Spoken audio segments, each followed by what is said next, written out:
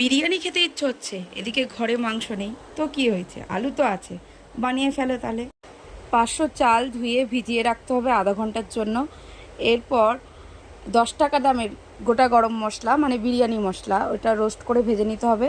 এদিকে পরিমাণ মতো আলু ভেজে নেবে আপনাদের ইচ্ছা মতো। আমরা 6 পিস আলু নিয়েছি।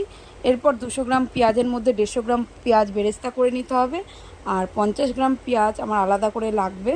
এদিকে আলু আর পেঁয়াজ ভাজা হয়ে গেছে। এদিকে যে 50 গ্রাম পেঁয়াজ লাগবে বলেছিলাম সেটা ভাজা করতে বসিয়ে দিয়েছি। এটা বেশি ভাজবো না, অল্প ভেজেই জল ঢেলে দেবো।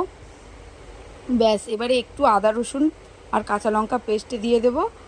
আর এই গ্রেভিটার মধ্যে দিয়েছি একটু হলুদ গুঁড়ো, লঙ্কা গুঁড়ো আর একটু ধনে গুঁড়ো। যেহেতু এক হাতে মোবাইল ধরে রান্নাটা করছি তাই ডিটেলসে সব দেখাতে পাচ্ছি না, কিন্তু আমি সব বলে দেবো। এই যে মশলাটা গুঁড়ো করে রেখেছিলাম এবার সেটা দিয়ে দেবো। আলুটা মোটামুটি সিদ্ধ হয়েছে, পুরো সিদ্ধ করিনি।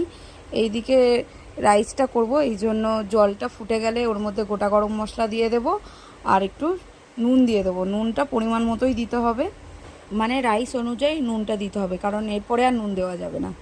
তো আমার রাইসটা হয়ে গেছে। এবার যে গ্রেভিটা বানিয়ে রেখেছিলাম ওর মধ্যে পুরোটাই দিয়ে দেবো। আমি কোনো লেয়ার করিনি যেহেতু আলু বিরিয়ানি, তাই। এরপরে আমি বেরেস্তাগুলো দিয়ে দেব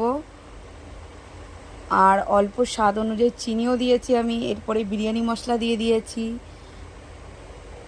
আর কেওড়া জলের মধ্যে জাফরান গুলে রেখেছিলাম সেটাও দিয়ে দিলাম। এর মধ্যে একটু আতরও দেওয়া ছিল।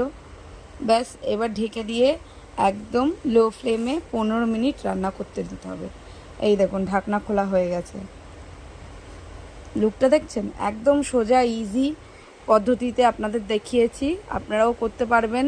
ঘরে থাকা উপকরণ দিয়েই করা যায়। দোকানে যে আলু বিরিয়ানি কিনতে যে টাকাটা লাগে, 1 প্যাকেট বিরিয়ানির টাকায় বাড়িতে 4 প্যাকেট বিরিয়ানি হয়ে যাবে। আমি একটা ডিম সিদ্ধ করে নিয়েছিলাম। তো দেখো আমার এই বিরিয়ানির লুকটা।